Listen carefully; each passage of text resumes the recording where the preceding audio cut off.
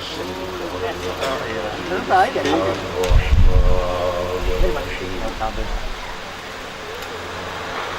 لله رب العالمين بارئ الخلائق أجمعين والصلاة والسلام على جميع الأنبياء والمرسلين سيما من سمي في الآفاق بأحمد وفي الأرض بأبي القاسم محمد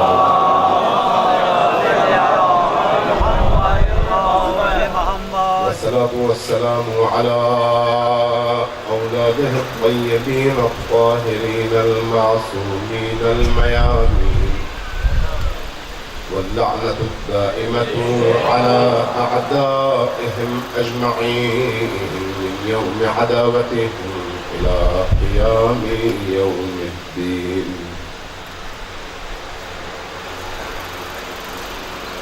قال الحسين عليه الصلاة والسلام الناس عبيد الدنيا والدين لائق على ألسنتهم ما درت معايشهم فإذا محسوا بالبلاء قل الديانون.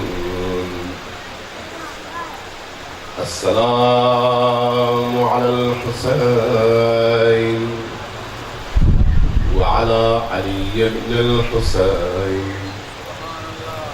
وعلى أولاد الحسين وعلى أصحاب الحسين. اللهم كن لوليك الحجة ابن الحسن صلواتك عليه وعلى آبائه في هذه الساعة وفي كل ساعة وليا وحافظا وقائدا وناصرا ودليلا وعينا حتى تسكنه أرضك طوعا وتمتعه فيها طويلا برحمتك يا أرحم الراحمين. صلوات الله.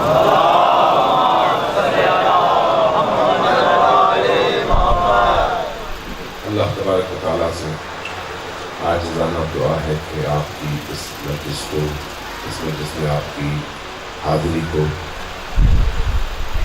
اور بانی مجلس اور میزبانوں کی طرف سے ان تمام زحمتوں کو اللہ تبارک و تعالیٰ اپنی بارگاہ میں، رسول کریم اپنی بارگاہ میں اور خصوصاً حضرت زہرا سلام اللہ علیہا اپنی بارگاہ میں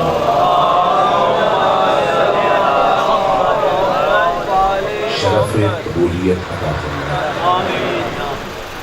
یاد رکھیے جیسے بھی میرے بزرگوار محترم نے فرمایا، حضرت آیت اللہ بہجت اعلی اللہ مقام الشریف سے ایک جملہ نقل کرتے ہوئے کائنات کی وہ حقیقت ہے جس کا کوئی ذی شعور انسان انکار نہیں کر سکتا. یہ جو مجلس ہے ذکر حسین کی مجلس، یہ مجلس انسان کی روح کو 61 ہجری کے کربلا سے متصل کرنے کا باعث ہے. یہ مجلس رسم نہیں ہے، یہ مجلس کسی کلچر کا نام نہیں ہے، یہ مجلس لوگوں کے اپنائے ہوئے طور و طریقوں سے عبارت نہیں ہے. اس مجلس کی بنیاد جس ہستی نے رکھی ہے وہ ہستی ہے جس نے کربلا کے میدان میں اپنی ان نگاہوں سے لاشوں کو گھوڑوں کے سنوں تلے پامال ہوتے دیکھا ہے.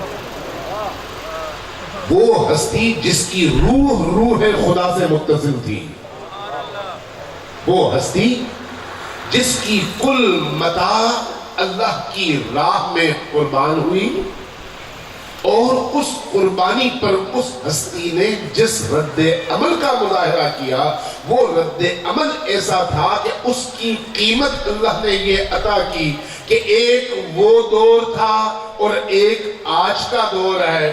وہ دور جب یہی ہستیاں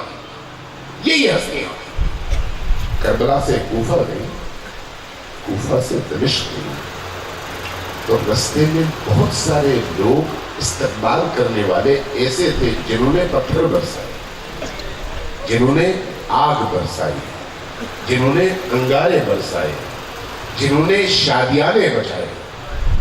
اور ایک بوڑھا امام سجاد علیہ السلام کی بارگاہ میں بازار میں آیا،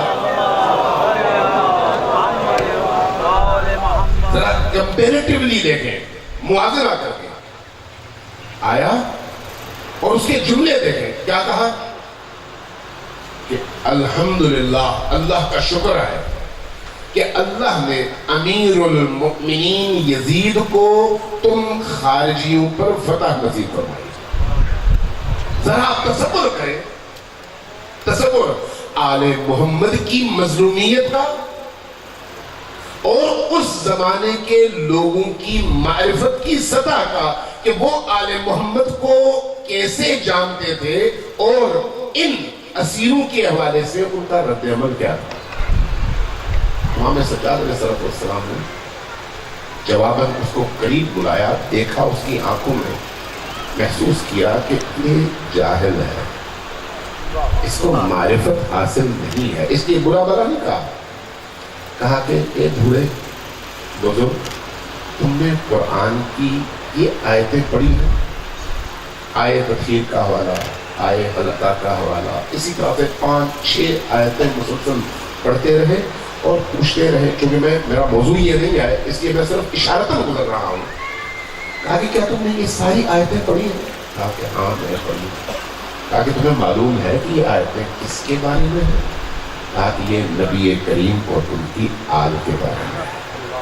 جیسے یہ کہا تو امام نے جواباً فرمایا وہ آل جن کے بارے میں یہ آیتیں نازل ہوئی ہیں وہ ہم ہیں، کوئی اور نہیں ہے۔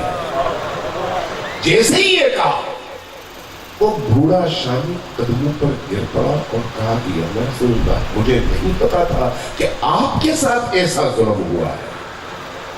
ایک وہ دور تھا کہ پروپیگنڈوں کے نتیجے میں، جھوٹ کے نتیجے میں، ریاستی مشینری کو استعمال کرنے کے نتیجے میں آل محمد کے نام کو امویوں نے لوگوں کے ذہن میں گالی بنانے کی کوشش کی۔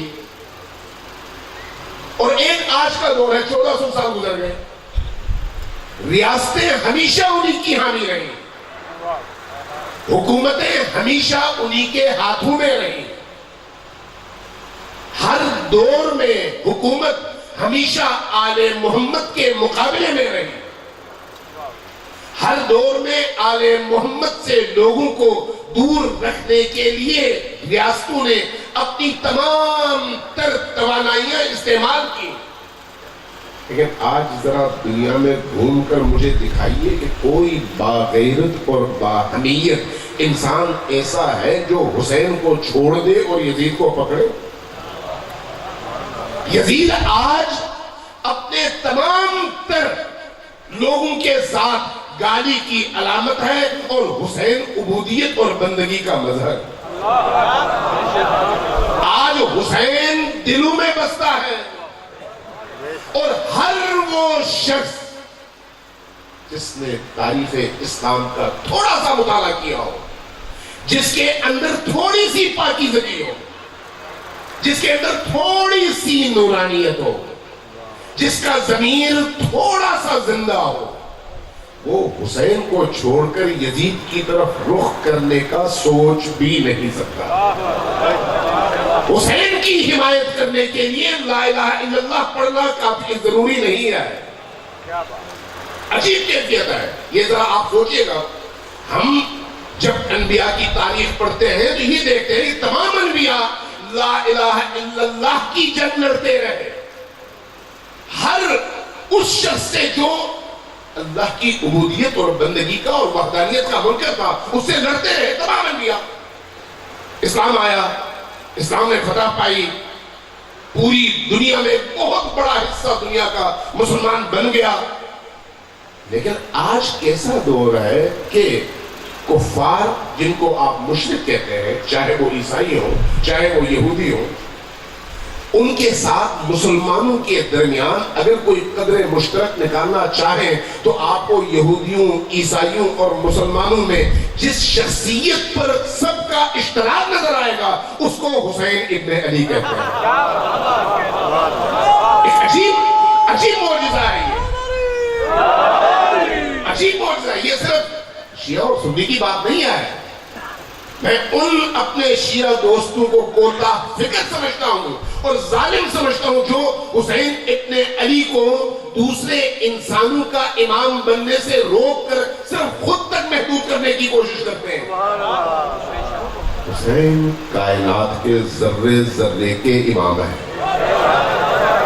کائنات کے ذرے ذرے کے امام ہیں۔ جہاں جہاں اللہ کی ربوبیت ہے وہاں پر حسین کی حسینیت ہے، جہاں جہاں اللہ کی توحید ہے وہاں وہاں حسین کا نام ہے۔ حسین عالم انسانیت کا مشترکہ وہ سرمایہ ہے جس پر عالم انسانیت کو اس حوالے سے اتفاق اور عالم انسانیت اس حوالے سے متحد ہے کہ حسین یعنی عظمت، حسین یعنی سربلندی، حسین یعنی حمیت، حسین یعنی غیرت انسانی کا سب سے بلند منارہ۔ حسین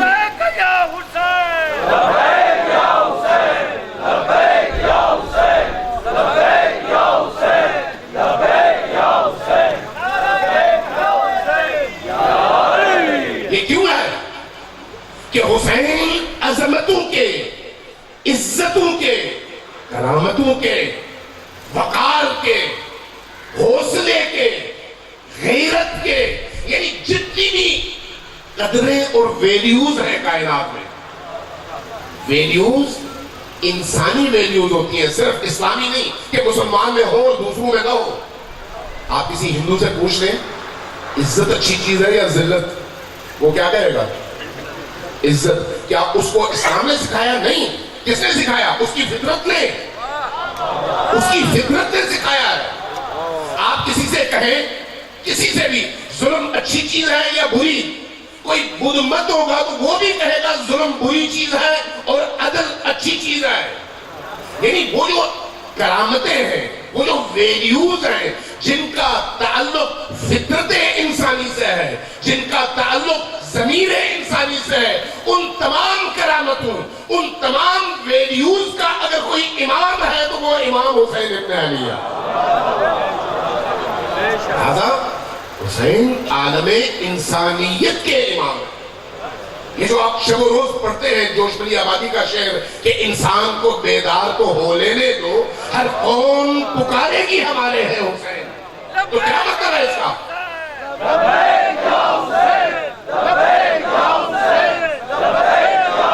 اس شعر کا کیا مطلب ہے؟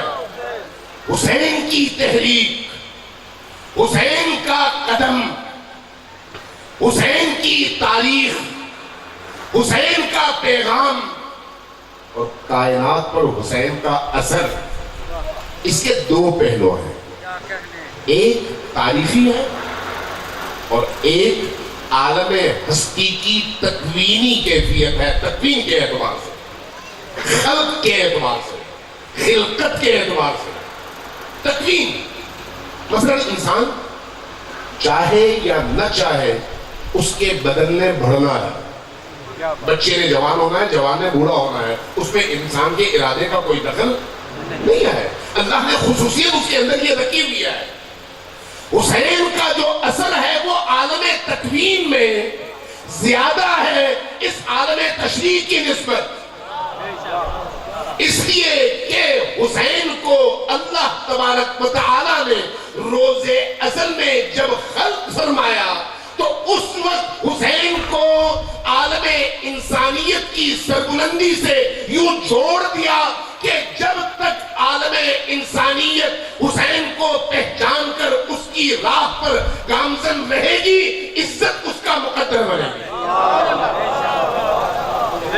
غور کیجئے گا، حسین ابن علی، جب ہم صرف حسین کی بات کرتے ہیں تو شاید بعض لوگوں کو ذرا ناگوار ہو سکتا ہے۔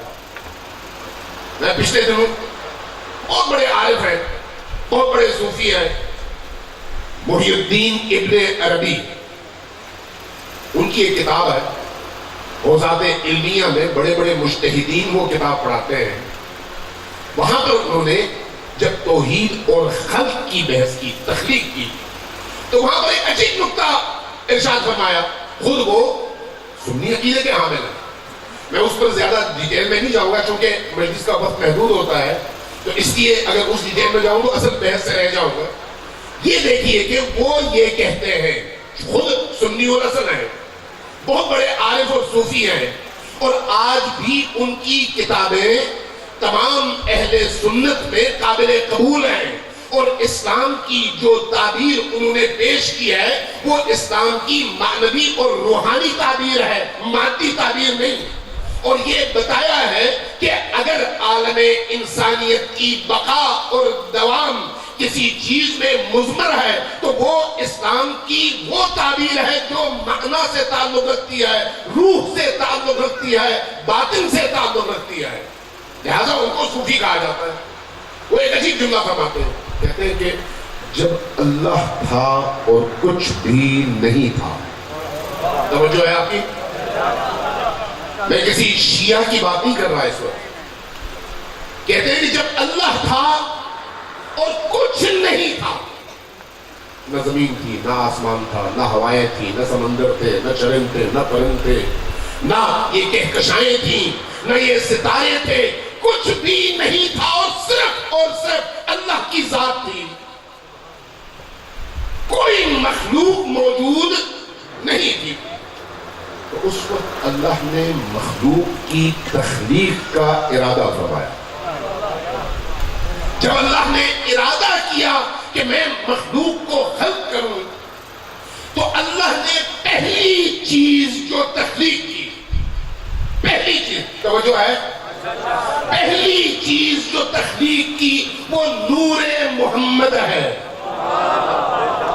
نور محمد، پہلی چیز جس کو آپ مخلوق کہتے ہیں اور عرفاء کی اصطلاح میں صادر اول کہتے ہیں، وہ کیا ہے؟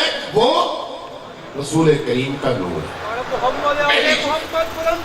انہوں نے اس بات کو بیان کیا،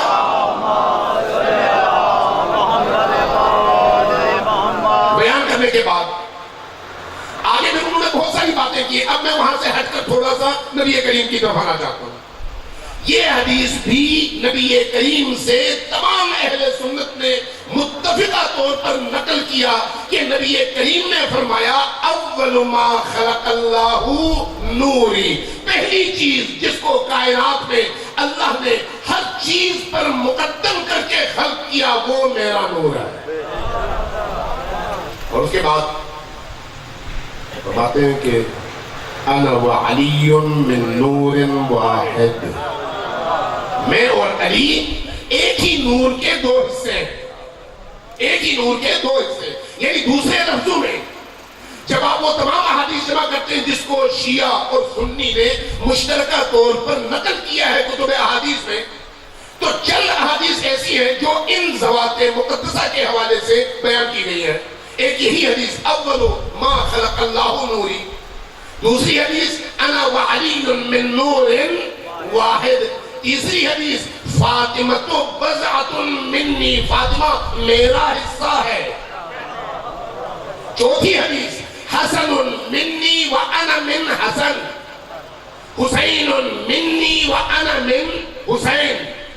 جب آپ ان پنجتن پاک کے حوالے سے منقول ان احادیث کو جوڑتے ہیں آپس میں اور پھر ان کے اس قول کے ساتھ اس آئینے میں دیکھتے ہیں تو تو پھر آپ کو وہ احادیث صحیح لگتی ہیں جن کے مطابق حضرت آدم علیہ السلام کی جب توبہ قبول ہوئی تو انہی ذوات مقدسہ کے طفیل جب مانگی گئی دعا تب قبول ہوئی، ورنہ کبھی نہ ہوتی۔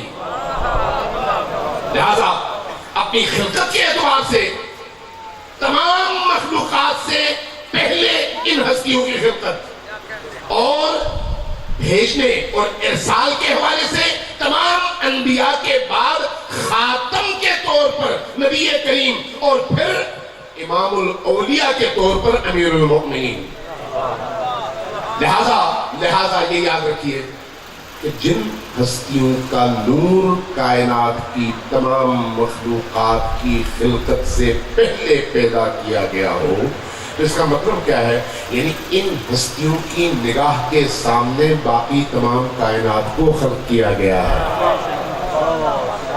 پتہ نہیں آپ پہنچے یا نہیں پہنچے، تھوڑا سا غور کیجئے گا۔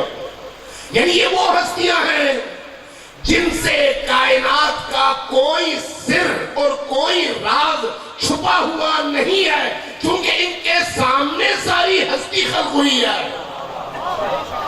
یہ مقدم ہے، ان کی نگاہوں کے سامنے کائنات کو خلق کیا گیا ہے۔ اس لیے اگر کوئی کہتا ہے کہ ان کو علم غیب نہیں آتا تو اس کی عقل پہ ماتم کرنا چاہیے۔ غیب اور حضور ان کے لیے معنی نہیں رکھتا۔ جو کچھ بھی ہے ان کے لیے حضور ہے، غیب نہیں ہے۔ جب غیب نہیں ہے، حضور ہے، تمام کائنات ان کے لیے، اور وہ اللہ کی طرف سے ہے، اللہ کی دی ہوئی ہے، تو پھر یہ ہستیاں جب بات کرتی ہیں تو وہ کائنات کی روح کے مطابق بات کرتی ہیں۔ لہذا ان کو باقی کسی مخلوق کے ساتھ ترازو کے پلڑے میں رکھ کر تولا نہیں جا سکتا۔ یہ باعث تخلیق خلق اور مخلوق ہیں اور خود اللہ کی مخلوق ہے۔ وہ ہستیاں ہیں، جب یہ وہ ہستیاں ہیں، تو اب ان کے ماننے والے کیسے ہیں؟ توجہ ہے، ان کے ماننے والے کیسے ہیں؟ میں بعد میں اس کی تشریح کروں گا۔ امیر المؤمنین علی ابن ابی طالب مسجد کوفہ کے محراب پر ممبر پر تھے، جمعے کا دن تھا، خطبہ دے رہے تھے، اچانک دیکھا مجمع میں ایک شخص بیٹھا ہوا تھا، گر گیا، بے ہوش ہو گیا۔ تاریخ نے اس کا نام رمیلہ لکھا ہے، بے ہوش ہو گئے۔ امیر المؤمنین نے خطبہ روکا، اس شخص کو اٹھایا گیا، گھر لے جایا گیا۔ امیر المؤمنین نے خطبہ جاری رکھا، نماز پڑھی، نماز کے بعد اپنے اصحاب کو لیا، اس شخص کے گھر گئے احوال پرسی کے لیے۔ اے رمیلہ، کیا ہوا؟ تمہیں کیا ہوا تھا؟ کہا کہ یا امیر المؤمنین، میں آپ کا عاشق ہوں، میں آپ کا محب ہوں، میں آپ کا پیروکار ہوں۔ بیمار تھا، کافی ٹائم ہو گیا تھا، میں آپ کی بارگاہ میں حاضری نہیں دے سکا تھا۔ آج تھوڑی سی رمق تھی، میں آ گیا مسجد میں، لیکن وہاں پر برداشت نہ کر سکا بیماری کی کیفیت اور بے ہوش ہو گیا۔ امیر المؤمنین نے یہاں پر ایک ایسا جملہ ارشاد فرمایا جو مجھے اور آپ کو ایک نئی روح عطا کرے۔ کیا فرمایا؟ فرمایا کہ شیعتنا خلقوا من فاضل دینتنا، ہمارے شیعہ وہ ہیں جو ہماری بچی ہوئی مٹی میں سے خلق کیے گئے ہیں۔ ہمارے شیعہ وہ ہیں جنہیں ہماری بچی ہوئی مٹی میں سے خلق کیا گیا ہے۔ وَأُجِنُوا بِمَاءِ مَحَبَّتِنَا، جب اس بچی ہوئی مٹی کو آٹے کی طرح سے گوندا جا رہا تھا تو اس کو پانی کی ضرورت تھی۔ آپ آٹا گوندتے ہیں، پانی کی ضرورت ہوتی ہے۔ اگر آپ گارا بنانا چاہیں، پانی کی ضرورت ہوتی ہے۔ فرمایا کہ وَأُجِنُوا بِمَاءِ مَحَبَّتِنَا، جب اس ہماری بچی ہوئی مٹی کو آٹے کی صورت میں گوندا جا رہا تھا تو اس میں ہماری محبت اور ہمارے عشق کا پانی ملایا گیا۔ جب یہ خاک خمیر کی صورت میں تیار ہوئی تو اس سے ہمارے پیروکاروں کو خلق کیا گیا۔ وَأُجِنُوا بِمَاءِ مَحَبَّتِنَا، تو ہمارے پیروکار وہ ہیں۔ کیا مطلب ہے سر؟ دوسروں کی تخلیق اور علی کے پیروکاروں کی تخلیق میں تکوین کے اعتبار سے یہ فرق موجود ہے. یہاں پر نور ہے, کہیں اور نور نہیں ہے. اس کی وہ جو روایات آپ پڑھتے ہیں کہ امیر المومنین جنگوں میں بعض اوقات بعض لوگوں کو چھوڑ دیتے تھے اور مارتے نہیں تھے. پوچھنے والے پوچھتے یا امیر المومنین اس کو آپ نے کیوں چھوڑا؟ کہتے کہ میں دیکھ رہا ہوں اس کی نسل میں کیا کوئی ایسا ہے جو میری محبت کے ساتھ پیدا ہو سکے, جس کی نسل میں چاہے 8ویں 10ویں نسل میں بھی ایک مومن پیدا ہو سکتا ہو, میں اس کو چھوڑ دیتا ہوں تاکہ وہ مومن پیدا ہو سکے.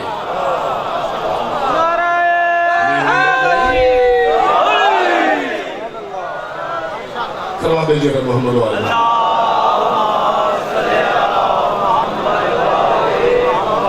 یہ امیر المومنین ہے, یہ اہل البیت ہے, یہ ان کا مقام ہے. آپ ذرا سوچئے کہ امویوں نے اہل البیت سے لوگوں کو دور کرنے کی کتنی کوشش کی.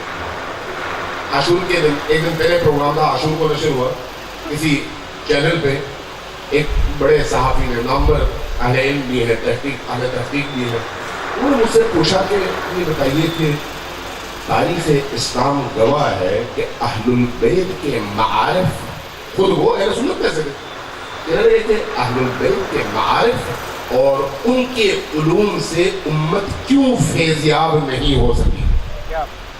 سوال بڑا گہرا تھا اور حقیقت پر مبنی تھا.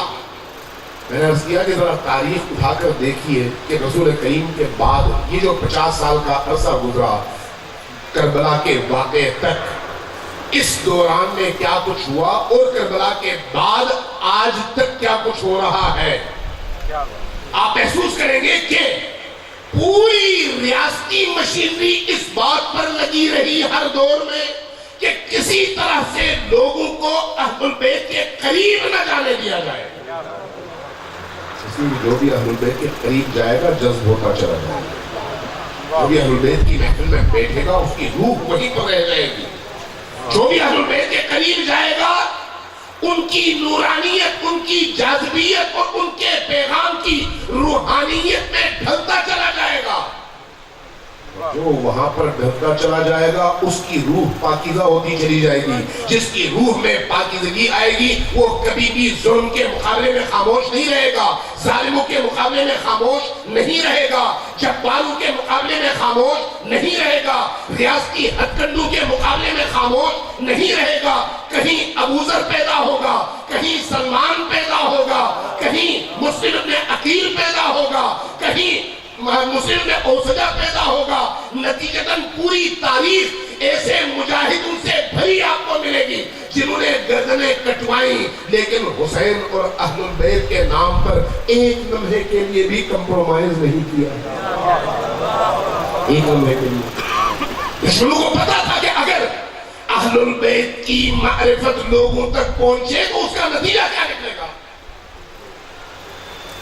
ایک دن میں نے کسی بڑی محفل میں, سارے اہل سنت ہمارے دوست احباب ہیں, تو ہر ایک اپنی طرف سے امام حسین علیہ السلام کے کمالات فضائل بیان کر رہا تھا. کچھ دیوبندی تھے, کچھ اہل حدیث تھے, کچھ بریلوی تھے, میں ایک شیعہ بھی تھا. تو میں نے کہا کہ سبحان اللہ یا امام حسین, آپ کی کرامت اور آپ کے اعجاز کا کیا کہنا کہ آج ہر زبان پر حسین کی تمجید ہے اور حسین کی تعریف ہے. ان تمام مظالم اور ان تمام ہتھکنڈوں اور پروپیگنڈوں کے باوجود آج ہر زبان پر حسین ہے. کہیں پر بھی آپ چلے جائیں, میں شیعوں کی بات نہیں کر رہا اس وقت, آپ جہاں پر بھی جاتے ہیں حسین کا آپ کو تذکرہ زندہ ملتا ہے. اس لیے کہ حسین کا جو پیغام ہے اس پیغام کا تعلق جسم سے نہیں ہے, روح سے ہے. جس روح تک وہ پیغام پہنچے وہ روح سرنڈر کرنے پر مجبور ہے قبول کرنے پر. آپ نے دیکھا ہوگا اس وقت جو 40 کے ایام کربلا میں سلگار ہوتی ہے, 3 کروڑ سے زیادہ لوگ پوری دنیا سے, دنیا کا سب سے بڑا مسلمانوں کا اجتماع. پچھلے سال میں نے ایک عجیب منظر دیکھا, اس کی تائید کے لیے عرض کروں, عجیب منظر دیکھا. ایک रिपोर्टर ने, किसी अरबी चैनल का रिपोर्टर था, अपना माइक लेके, कैमरा लेके वो उस मजमे के अंदर था जो नजफ से शुरू होता है, क्योंकि ये याद रखिए कि पूरे इराक से लोग करबला की तरफ जा रहे होते हैं, सिर्फ नजफ से नहीं। लेकिन नजफ से जो जा रहे होते हैं, नजफ से करबला तकरीबन कोई 90 किलोमीटर के करीब करीब का फासला है। इसमें अगर आप हेलीकॉप्टर पर चढ़ जाएं तो आप इन 3 दिनों में, 40 से 3 दिन पहले से जब आप देखेंगे तो आपको नजफ से करबला तक सिर्फ और सिर्फ सियाह लिबास और सियाह सर ही नजर आएंगे। करोड़ों लोग। उसमें उस रिपोर्टर ने माइक लेकर देखा, एक पूरा ग्रोह था ईसाइयों का लिबास, पादरियों वाला, हाथों में सलीब और सर पे भी खास उनकी टोपी, और उस वज़ा कतर में पूरा ग्रोह महवे सफर है करबला की तरफ। ये गया करीब। आगे कहां जा रहे हैं? कहा कि करबला जा रहे हैं। ये सारे साथी कहा, ये सब साथ में करबला जा रहे हैं। क्यों जा रहे हैं? कहा कि हुसैन की बारगाह में अपनी पेशानी झुकाने के लिए। उस रिपोर्टर ने बड़ा अजीब सवाल किया, कहा कि हमारे खुदा का तस्वुर अलग है, आप खुदा का तस्वुर कुछ और रखते हैं, हम कुछ और रखते हैं। आप नबी का तस्वुर कुछ और रखते हैं, हम कुछ और रखते हैं। आपका इलाही किताब के बारे में तस्वुर कुछ और है, आपकी किताब और है और हमारी किताब और है, फिर आप करबला क्यों जा रहे हैं? वो मुस्कुराया, कहा कि ये सब बातें मैं मानता हूं, लेकिन ये सुन लो कि हमारा हुसैन एक ही है। हमारा हुसैन एक ही है। क्या मतलब है इसका? ये मतलब है कि हुसैन का पैगाम किसी मजहब और मसलक की चारदीवारी के अंदर महदूद नहीं है। जिस यजीद ने ये चाहा वो खसो खाशात की तरह बह गया, और हुसैन का पैगाम आलमे इंसानियत के लिए मीनारे नूर बन गया। हुसैन का पैगाम क्या है? हुसैन का पैगाम क्या है? हुसैन का पैगाम है हुर्रियत। हुसैन का पैगाम है जुल्म की आंखों में आंखें डालकर खड़े होना। हुसैन का पैगाम है आखिरी वक्त तक पूरे हौसले और पूरी ताकत के साथ अल्लाह के दीन की हिफाजत के लिए अपनी सारी मता लेकर मैदान में खड़े होना। आपको हैरत होगी जब किसी पर मुसीबत आती है, किसी पर मुश्किल आती है, तो उस मुश्किल का असर इंसान की फिक्र पर होता है, उसकी रूह पर होता है। जब कोई एक थप्पड़ मार दे तो उस एक थप्पड़ के असर में, दर्द की बात नहीं कर रहा, दर्द नहीं, दर्द कुछ देर में शायद खत्म हो जाए, लेकिन वो जो तौहीन का एहसास है, छोटेपन का एहसास कि मुझे इन्होंने मारा, दर्द खत्म हो जाता है, लेकिन वो एहसास खत्म नहीं होता। कई दिनों तक रूह पर उसका असर बाकी रहता है। इसलिए कहते हैं बच्चों को न मारा करें। डॉक्टर्स और नफ्सियाती जो माहिर हैं वो कहते हैं कि बच्चों को ये जो तुम नफरत के साथ एक थप्पड़ मारते हो, उसकी जब तक जिंदगी है इस थप्पड़ का असर उसकी रूह पर बाकी रहता है। इंसान ऐसी हसास चीज का नाम है। अब एक आम फर्द देखिए, आम फर्द कि अगर उस पर इस तरह से उसकी तौहीन हो, उसके साथ ज्यादती हो, तो उसका असर कितनी देर तक बाकी रहता है? इंसान का चेहरा पशमुर्दा हो जाता है, चेहरा मुरझा जाता है। करबला बाकी तारीख इंसानियत से बिल्कुल अलग थलग है। करबला में सारे मजालिम हुए, सारे अजीज शहीद हुए, खेमों की तरफ लश्कर जाने लगा। तारीख कहती है, मुअर्रिख कहते हैं कि जैसे जैसे अफराद शहीद होते चले जा रहे थे, जैसे जैसे अकरबा शहीद होते चले जा रहे थे, जैसे जैसे अंसार हुसैन शहीद होते चले जा रहे थे, हुसैन के चेहरे अनवर की नूरानियत में, उनके जलाल में, उनके जमाल में, उनके हौसले में, उनके एतमाद में, उनकी सरबुलंदी में वैसे वैसे इजाफा होता चला जा रहा था और उनका चेहरा चमकता चला जा रहा था। यहाँ तक के जब आखिरी वक्त में तन्हा रह गए तो ऐसे लग रहा था जैसे जमीन पर सूरज चमक रहा हो। क्या मतलब है इसका? इसका मतलब यह है कि हुसैन की दरसगाह इंसानी करामतों की मेराज का नाम है। انسان کو کرامتوں کے معراج تک پہنچانے کی کوئی درسگاہ ہے تو وہ حسین کا کربلا ہے، حسین کی شہادت کا یہ منظر ہے۔ حسین اس لیے حوصلہ دیتا ہے، کربلا اس لیے حوصلے کا نام ہے، کربلا اس لیے ہمت کا نام ہے۔ کچھ عرصے پہلے یہ جو مزاروں پہ ادھر ادھر مختلف دھماکے، خودکش حملے وغیرہ وغیرہ ہوتے رہے، کئی اہل سنت بڑے بزرگ علماء کے ساتھ ایک نشست تھی، اسے کہنے لگے کراچی میں، اسے کہنے لگے کہ کیا بات ہے آپ لوگ، آپ کا ایک بندہ کہیں پر قتل ہوتا ہے تو پورے پاکستان میں لوگ اٹھ جاتے ہیں، آواز اٹھاتے ہیں، شور مچتا ہے، لگتا ہے کہ کوئی بڑا سانحہ ہوا ہے۔ ہمارے یہاں اتنے بڑے بڑے حادثات ہوتے ہیں اور لوگ دم بخود رہ جاتے ہیں، خاموشی ہوتی ہے، کوئی رد عمل نہیں آتا۔ تو میں نے کہا آپ نے کبھی خود غور کیا؟ کہا نہیں۔ میں نے کہا اس کی بنیادی وجہ یہ ہے کہ آپ نے صرف حسین کا نام سنا ہے، ہم نے حسین کو اپنے سینے سے لگایا ہے۔ ہماری زندگی میں کربلا کا اثر ہے، آپ اس اثر سے محروم ہیں۔ جب آپ اپنے اندر کربلائیت پیدا کریں گے تو پھر آپ کا بھی ہر بچہ جہاں جہاں ظلم ہوگا وہاں کھڑا ہوگا، کہے گا لبیک یا حسین۔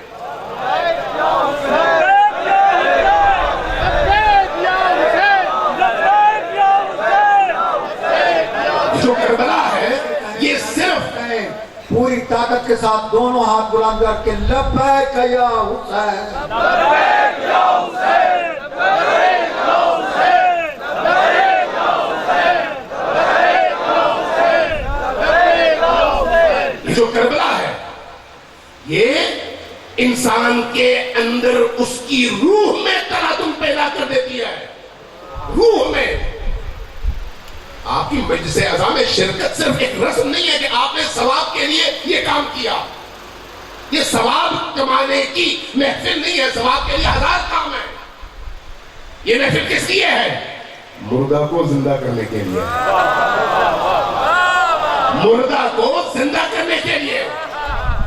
مردہ ہمیشہ وہ نہیں ہوتا جس کا جسم بے حرکت ہو، بعض اوقات متحرک جسم کے اندر مردہ روح ہوتی ہے اور اس کو آپ چاہے کچھ بھی کریں اس پر اثر نہیں ہوتا، اس پر حالات اثر انداز نہیں ہوتے، وہ مردہ کی طرح سے بے حس بے حرکت۔ لیکن کربلا کی یاد، حسین ابن علی کا تذکرہ اور حسین کے درد میں روح انسانی کا متلاطم ہو جانا اور اس درد کو اپنے اندر محسوس کرنا، اس کے اندر کی اس مردگی کو حیات میں بدل کر اس کو صفحے کربلا میں کھڑا کر دیتی ہے۔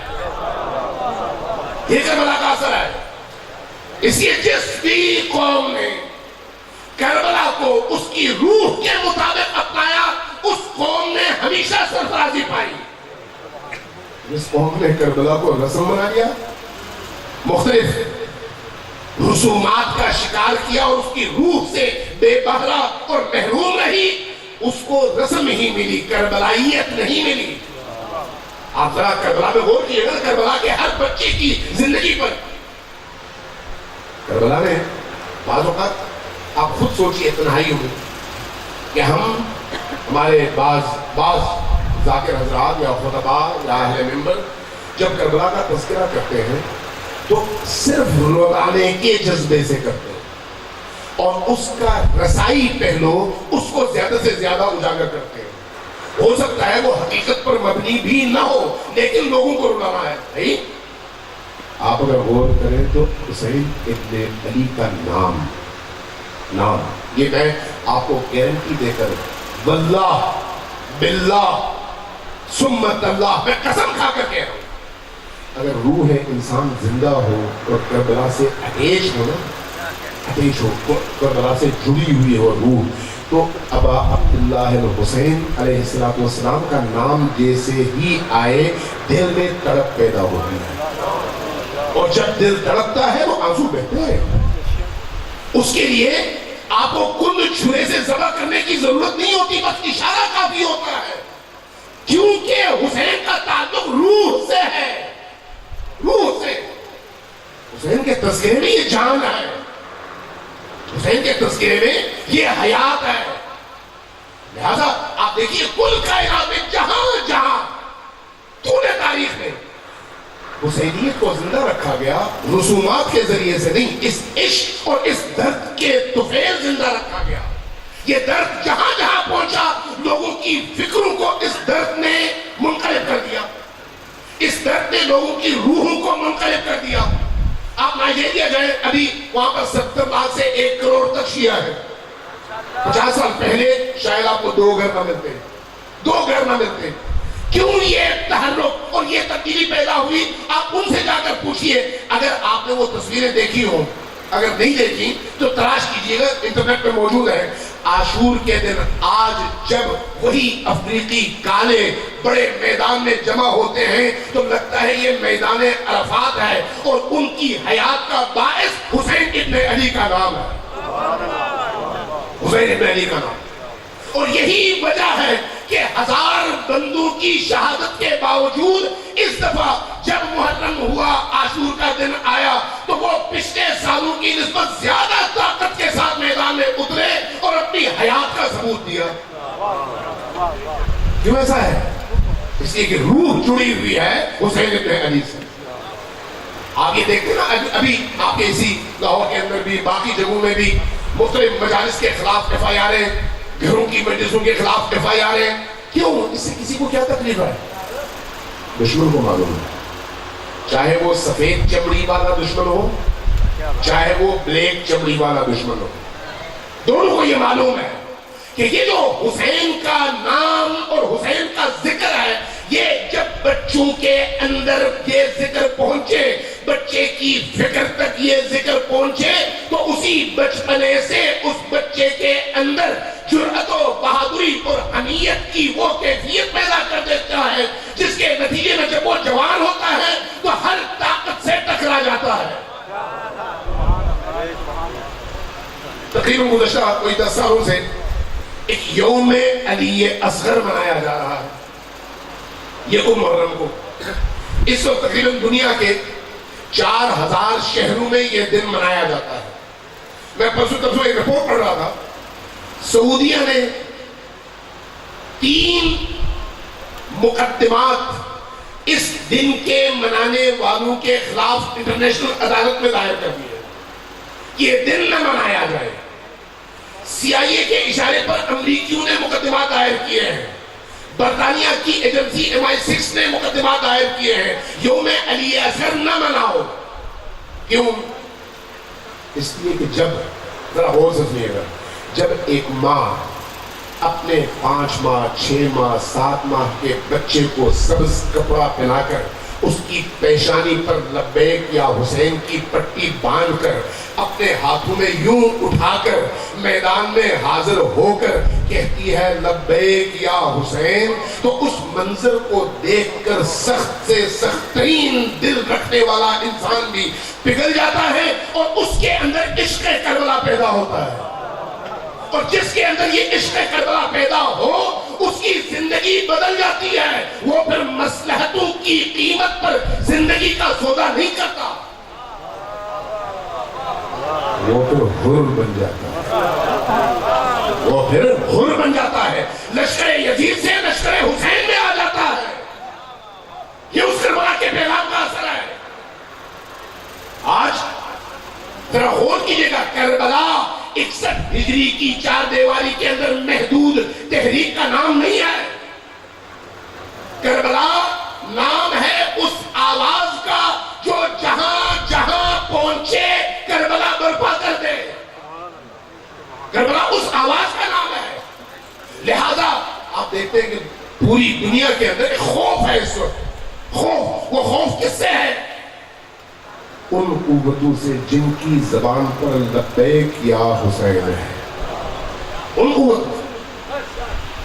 یہ خوف کیوں ہے؟ انہیں معلوم ہے کہ ہاتھوں پر، ہتھیلی پر جان لے کر عدل کے نفاذ کے لیے، توجہ ہے، عدل کے نفاذ کے لیے، ظلم کے لیے نہیں، انصاف کے نفاذ کے لیے، ظلم کے خاتمے کے لیے، اللہ کی حاکمیت کے برپا کرنے کے لیے، رسول اللہ کی سیرت کو زندہ کرنے کے لیے اور جو قوتیں اس تحریک کے مقابلے میں آئیں ان کو روندنے کے لیے جو قبیلہ میدان میں نکلتا ہے اس قبیلے کا تعلق کربلا سے ہے، کسی اور سے نہیں ہے۔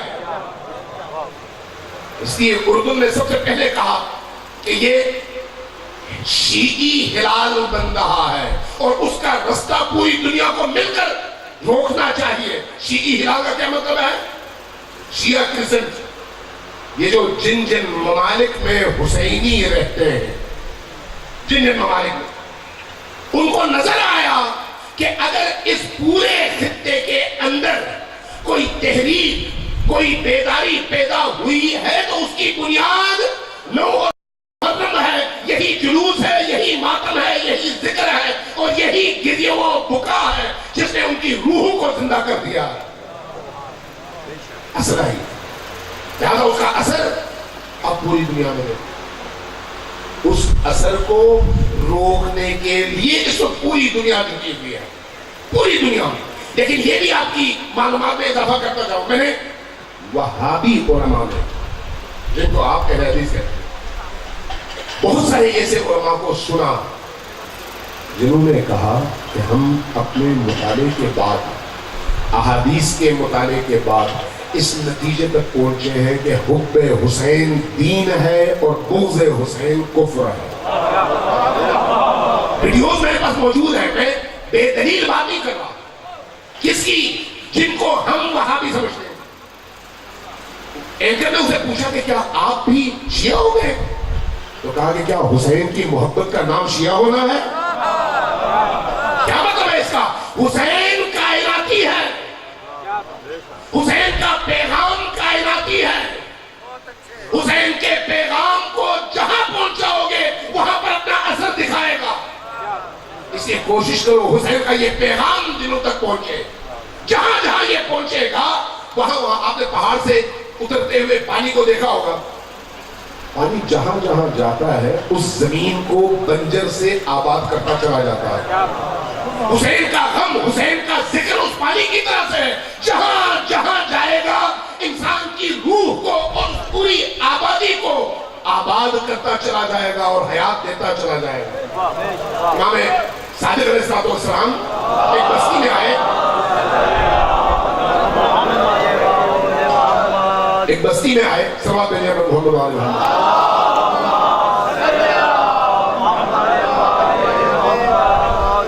ایک بستی میں آئے، بستی سے گزرتے ہوئے کہا کہ یہ کیسی بستی ہے؟ کہا کہ یا اپنا رسول اللہ، یہ آپ کے مخالفین اور آپ کے دشمنوں کی بستی ہے، آپ اٹھائیں، دعا فرمائیں۔ کہا کہ بار الہ، انہیں یہیں پر آباد رکھ، ان کو کہیں اور جانے نہ دینا، یہ یہیں پر رہیں اور یہیں پر پڑھتے بڑھتے رہیں۔ حیرت ہوئی صحابی کو، حیرت ہوئی کہ امام نے اپنے دشمنوں کے لیے ایسی دعا کی۔ امام چونکہ اللہ کی رحیمیت اور رحمانیت کے مظہر ہے اس لیے بد دعا نہیں دیتے، لیکن ان کی اس دعا کے پیچھے بھی ایک فلسفہ ہے۔ ذرا آگے بڑھے، ایک اور بستی میں پہنچے، کہا کہ یہ کیسی بستی ہے؟ کہا کہ یا رسول اللہ، یہ آپ کے محبین کی بستی ہے۔ ہاتھ اٹھایا، دعا فرمائی، بار الہ، ان کو دنیا میں پھیلا دے، تتر بتر کر دے۔ جب کہا تتر بتر کر دے تو جو ساتھ میں صحابی نے بڑے پریشان ہے، یا رسول اللہ آپ نے ان کو دعا دی، ان کو دعا دی؟ کہا کہ نہیں، میں نے یہ نہیں کیا، بلکہ میری گفتگو اور میری دعا کے پیچھے ایک حکمت ہے۔ کہا کیا؟ کہا کہ گندگی کو پھیلایا نہیں جاتا،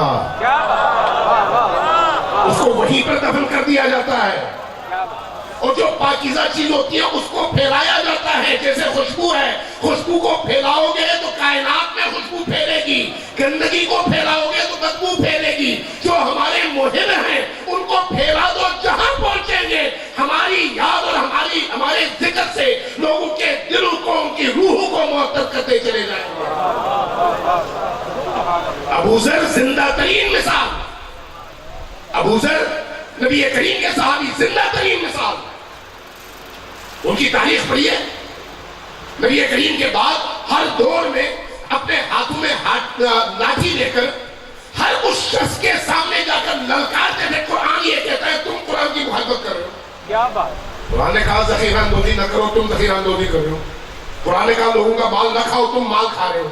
قرآن نے کہا ظلم نہ کرو، تم ظلم کر رہے ہو. آیتیں پڑھتے اور دوسروں کو چھیڑتے چلے جاتے، للکارتے چلے جاتے.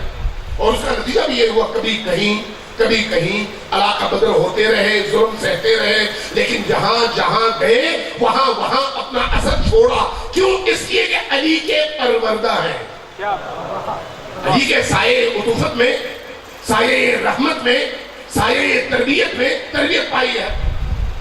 یہاں تک کہ خلیفہ ثالث حضرت عثمان کے دور میں جب ان کو واپس مدینہ لایا گیا تو دوبارہ وہی اپنی تحریر شروع کر دی. جہاں جاتے کہتے تم ظلم کر رہے ہو، تم قرآن کی مخالفت کر رہے ہو، تم ذخیرہ اندوزی کر رہے ہو، تم بیت المال کھا رہے ہو. یہ قرآن کی نفی ہے، یہ رسول اللہ کی سیرت کی نفی ہے. ہر ایک کو جو بھی سامنے آتا یوں دلکاتے چلے جاتے. تنگ آ گئے، کہا کہ اس کا کوئی علاج کرتے ہیں. معاویہ ابن ابی سفیان کو شام خط لکھا کہ ابو ذر ہمارے لیے دلزر بنا ہوا ہے، اس کو ہم بھیجنا چاہتے ہیں آپ کی طرف. کہا بھیجیں. ایک اونٹ، لیکن بے پالا اونٹ میں ان کو باندھا گیا. تاریخ یہ کہتی ہے کہ حضرت ابو ذر صرف نماز کے موقع پر اتارے جاتے تھے، اس کے علاوہ اونٹ پر ہی ان کو باندھ دیا جاتا تھا. یوں مدینہ سے دمشق تک کا سفر کیا. اور تاریخ کہتی ہے کہ ان کے یہ جو ران ہے، ران کا گوشت گل گیا تھا. اس ظلم کی کیفیت میں وہ دمشق پہنچے تو وہاں پر کچھ عرصے رہے، اور اس عرصے میں وہی اپنی تحریک جو مدینہ میں جاری رکھی تھی یہاں پر بھی جاری رکھی. بولتے رہے، ظلم کے خلاف بولتے رہے، ظالم کے خلاف بولتے رہے، خاموش نہیں رہے. پھر انہوں نے سوچا امیر شام نے کہ اس طرح سے تو ہمارا جینا بھی ایک توبہ کر رہے ہیں اور بحال کر رہے ہیں. ان کو اٹھایا اور کہا کہ ان کو ایسی جگہ بھیجو جہاں لوگ ان کو بالکل نہ جانتے ہو، جن کو اسلام کا بھی کچھ پتہ نہ ہو. دور دراز علاقے میں ان کو وہاں سے دوبارہ باندھا گیا، بھیجا گیا. کہاں؟ جہاں جس سرزمین کو آج بعلبک کہتے ہیں، بعلبک. وہاں پر حضرت خولا کا مزار ہے، میں خود زیارت کر کے آیا ہوں. خولا بنت حسین سلام اللہ علیہ. یہ وہاں پر پہنچے، وہاں پر لوگوں تک نبی کریم کا پیغام پہنچایا. علی ابن ابی طالب کی محبت کا، عشق کا پیغام پہنچایا.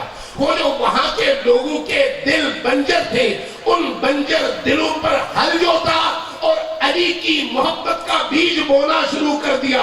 آج آپ دیکھیے 1400 سال گزر گئے، لیکن ان 1400 سالوں کے گزرنے کے بعد جو نسل اس سرزمین سے اٹھی ہے وہ علی کے سب سے دلاور سپاہیوں کی سرزمین ہے. جب علی کی محبت کا پیغام لے کر کوئی نکلتا ہے، علی کی تعلیمات کا پیغام لے کر کوئی نکلتا ہے، تو یوں دلوں کو سیراب کرتا چلا جاتا ہے، بنجر دلوں کو آباد کرتا چلا جاتا ہے. اس کے لیے قربانی دینی پڑتی ہے، سر کٹانا پڑتا ہے، جیل جانا پڑتا ہے، عزت دینی پڑتی ہے، مال دینا پڑتا ہے، سختیاں بھگتنی پڑتی ہیں، عذاب بھگتنا پڑتا ہے. لیکن اگر ترازو کے ایک پلڑے میں علی کی محبت رکھی جائے اور دوسرے پلڑے میں کل کائنات رکھی جائے تو آپ کس کا انتخاب کریں گے؟ کس کا انتخاب کریں گے؟ آپ علی کا انتخاب کریں گے، اس لیے کہ علی ہے تو سب کچھ ہے، علی نہیں ہے تو کچھ بھی نہیں ہے. علی والے ایسے جیے، علی والوں نے اس طرح سے اس ذکر حسین کو آپ تک پہنچایا ہے. یہ ذکر حسین خطبہ کے زور بیان کی بنیاد پر آپ تک نہیں پہنچا. اس ذکر کو پہنچانے کے لیے ان شہداء کے خون کو دیکھیے، ان عظیم لوگوں کے پوری عمر کی جد و جہد کو دیکھیے.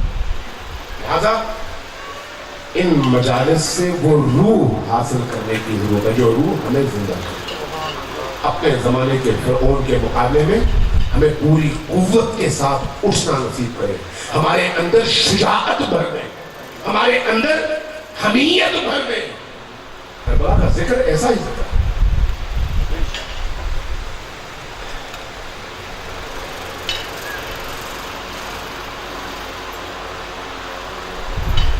کربلا غموں کی سرزمین اور باقی دلدوز ترین اور پردرد ترین مسائل جو کربلا میں آپ کو ملتے ہیں طول تاریخ و کبھی سب نے اقرار کیا. عصر عاشور تک اور طرح کی صورتحال اور عصر عاشور کے بعد اور طرح کی صورتحال. عجیب صورتحال, عجیب. عصر عاشور تک حسین تھے, عباس تھے, علی اکبر تھے, قاسم تھے, اولو محمد تھے, اصحاب تھے.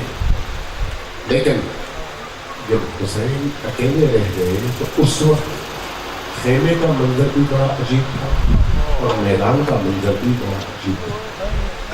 حسین بن علی جب خیمے میں تشریف لائے وداع کے لیے تو وداع کی دو کیفیتیں بیان ہوئی ہیں اور وہ دو کیفیتیں بڑی عجیب اور پردرد کیفیتیں. جب خیمے میں داخل ہوئے تو تمام مقدرات عصمت و طہارت نے حسین کو اپنے گھیرے میں لیا اور کہا کہ مولا اب آپ بھی جائیں گے, مولا اب آپ کے بھی جانے کا وقت آیا ہے. فرمایا کہ ہاں مجھے بھی جانا ہے اور اپنے وعدے پر عمل کرنا. آئے زینب سلام اللہ علیہا سے لباس مانگا, پرانا لباس زیب تن فرمایا اور اس کے اوپر اپنا لباس زیب تن کیا. جب نکلنے لگے, یہ بڑا دردناک منظر ہے کہ جب نکلنے لگے تو پلٹے پلٹ کر کہا کہ زینب کیا اجازت دو گی کہ میں اپنی ماں کی وصیت پر عمل کروں؟ زینب نے پوچھا کہ بھیا وہ کون سی وصیت ہے؟ کہا ذرا میرے قریب آؤ. قریب بلایا, کہا کہ اپنے بازوؤں سے ذرا قمیص کا بازو جو ہے وہ اوپر کرنا. اوپر کیا, بازو کو بے تحاشا بوسہ دینے لگے. جب بوسے دینے لگے تو زینب سلام اللہ علیہا نے پوچھا کہ بھیا یہ بوسے کیوں دے رہے ہیں؟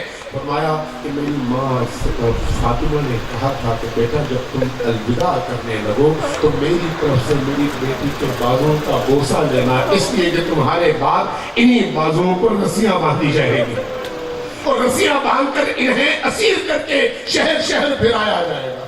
جب یہ سنا زینب رو پڑی, رو کر سینے سے لپٹی اور کہا کہ بھیا پھر مجھے بھی اپنی ماں کی وصیت پر عمل کرنے دو. کہا بہن وہ کون سی وصیت ہے؟ کہا کہ ذرا گردن اونچی کرنا, تمہاری گردن کا میں بوسہ لے لوں. کہا کہ یہ کیا؟ کہا کہ میری ماں نے مجھ سے کہا تھا کہ جب حسین تم سے رخصت ہو کر جانے لگے تو اس وقت میری طرف سے میرے بیٹے کے گلے کا بوسہ ضرور لینا.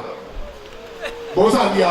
حسین پلٹ آئے سکینہ کی طرف آئے, سکینہ کو اپنی آغوش میں لیا, آغوش میں لے کر کہا کہ بیٹی اب میں جا رہا ہوں. کہا بابا میرے چچا عباس گئے واپس نہیں آئے, وہ پانی دینے کے لیے گئے تھے, نہ پانی آیا نہ وہ آئے. میرے بھائی علی اکبر گئے واپس نہیں آئے, علی اصغر بھی گئے لیکن واپس نہیں آئے. اب آپ جائیں گے تو میں یتیم ہو جاؤں گی. کہا کہ بیٹا کچھ دیر بعد اللہ تمہیں سیراب کر دے گا, مجھے پتا ہے تم پیاسی ہو. لپٹ گئی. کہا کہ بابا چند گھونٹ پانی کے چاہیے. لپٹا لیا.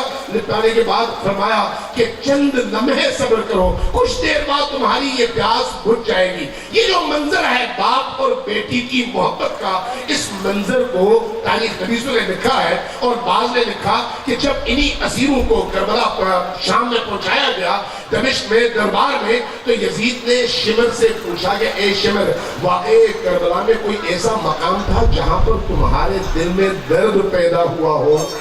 تو کہا کہ ہاں ایک موقع تھا. کہا وہ کون سا؟ کہا کہ وہ جب حسین اپنے خیمے سے نکل رہے تھے اور یہ اس کی حسین کی بیٹی سکینہ اپنے بابا کے سینے سے چمٹی ہوئی تھی اور کہہ رہی تھی بابا پانی چاہیے, آپ نہ جائیے, آپ نہ جائیے. یہ وہ منظر.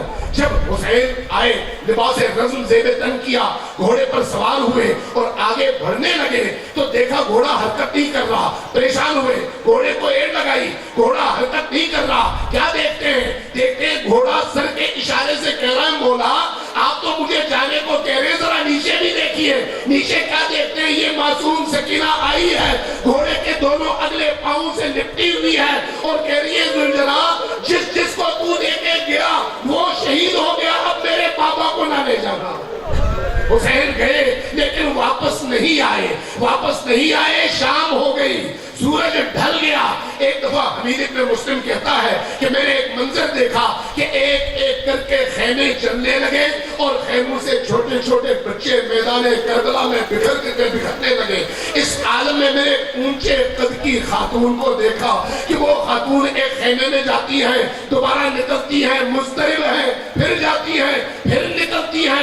میں پریشان ہوا، میں نے پوچھا یہ خاتون کون ہے؟ جواب ملا یہ علی کی بیٹی زینب ہے۔ میں نے پوچھا یہ بھاگتی کیوں نہیں ہے؟ کہا کہ حسین کا بیٹا سید الساجدین اس خیمے کے اندر بے ہوشی کے عالم میں پڑے ہوئے ہیں، چھوڑ کر نکل نہیں سکتی۔ تاریخ نے لکھا کہ خواتین نے مخدرات عصمت نے بڑی مشکل سے سید الساجدین کو باہر نکالا۔ اب حمید ابن مسلم کہتا ہے کہ میں نے اس منظر میں ایک عجیب کیفیت دیکھی۔ وہ کیفیت کیا تھی؟ وہ کیفیت یہ تھی کہ یہ معصوم بچی خیمے سے نکلی اور ذوالجلال کو مخاطب کیا اور کہا کہ ذوالجلال ذرا بتانا کہ میرے بابا شہید ہوئے، کیا ان کو پانی پلایا گیا یا پیاسا ہی شہید کر دیا گیا؟ پھر حمید کہتا ہے کہ میں نے دیکھا جب یہ لشکر اشقیاء خیموں کی طرف درندگی کے ساتھ بڑھتے رہے تو یہ بچی آگے بھاگ رہی تھی اور ظالم اس کے پیچھے بھاگ رہے تھے۔ ایک منظر میں نے دیکھا بچی کے دامن پر آگ لگی ہے اور اس کے سر سے خون جاری ہے، بچی روتے ہوئے آگے بھاگ رہی ہے۔ میں بھاگا تاکہ بچی کے دامن کی آگ بجھا سکوں۔ میں آگے سے آیا، بچی کو روکا، اس کے دامن کی آگ بجھائی۔ جب دامن کی آگ بجھائی تو اس بچی نے میری طرف عجیب نگاہوں سے دیکھا اور گویا اپنی نگاہوں میں مجھ سے کہہ رہی ہو کہ کربلا میں سارے لوگ آگ لگانے والے تھے، تو پہلا شخص ہے جو آگ بجھانے آیا ہے۔ کہتا ہے کہ میں نے اس بچی سے پوچھا کہ بیٹی تم ہو کون؟ کہا کہ مجھے نہیں پہچانا؟ کہا نہیں، کہا کہ میں حسین کی چھوٹی بیٹی سکینہ ہوں۔ میں نے حیرت سے کہا کہ پھر تمہارے سر پر زخم کیوں ہے؟ کہا کہ ان ظالموں نے نیزے کی انیوں سے میرے نقاب اور میرے سر کی چادر کو چھیننے کی کوشش کی تو نیزے لگنے کی وجہ سے سر زخمی ہے۔ کہا کان کیوں زخمی ہے؟ کان سے کیوں خون رس رہا ہے؟ کہا کہ کان کی بالیاں اس زور سے کھینچی کہ میرے کان لہو لہان ہو گئے۔ پھر میں نے پوچھا بیٹی یہ تمہارے چہرے اور رخسار کی رنگت تبدیل کیوں ہوئی ہے، سیاہ کیوں ہے؟ کہا کہ ان ظالموں نے اتنے تمانچے مارے ہیں، اتنے تمانچے مارے کہ میرا چہرہ سیاہ ہو گیا۔ پھر کہا کہ بیٹی میں تمہاری کیا خدمت کر سکتا ہوں، ذرا مجھے بتاؤ۔ کہا کہ مجھے ذرا نجف کا رستہ بتا دو۔ میں نے کہا بیٹی نجف جا کر کیا کرو گی؟ کہا کہ میں ذرا اپنے جد امجد علی ابن ابی طالب کی بارگاہ میں جانا چاہتی ہوں اور بتانا چاہتی ہوں کہ بابا دیکھیے آپ کی بیٹیوں کے ساتھ کیا ظلم کیا گیا۔ حمید کہتا ہے کہ اس منظر میں میں نے جب شام غریبہ ڈھلنے لگی اور رات کی تاریکی پوری طرح سے غالب ہوئی تو میں نے یہ دیکھا خیموں کی آگ بجھ گئی اور اس بجھی ہوئی آگ کے بعد زینب اب ایک ایک کر کے تمام بچوں کو جمع کر رہی ہے اور ہر ایک کو میدان کربلا میں آواز دے رہی ہے۔ اچانک میری نظر پڑی، میں نے دیکھا زینب آواز دیتے دیتے ایک لاشے کے پاس پہنچی۔ کیا دیکھا؟ دیکھا کہ ایک ننھی سی بچی اس لاشے کے اوپر سینے پر اپنا سر رکھ کر سو رہی ہے اور لاش کا سر تن سے جدا ہے اور سر موجود نہیں ہے۔ بچی کو اٹھایا، سینے سے لگایا، بچی نے آنکھ کھولی، اپنی پھپھی زینب کا چہرہ دیکھا، رونے لگی۔ زینب سلام اللہ علیہ نے ایک جملہ پوچھا بیٹی سکینہ تم اپنے بابا کی لاش کو تم نے کیسے پہچانا؟ کہا کہ میں جب بابا بابا کہہ کر روتی رہی تو اس لاش سے آواز آئی الیہ الیہ، بیٹی آ میری طرف آ، میں یہاں پر ہوں۔ آ کر میں سینے سے لگ گئی اور پھر مجھے نیند آ گئی۔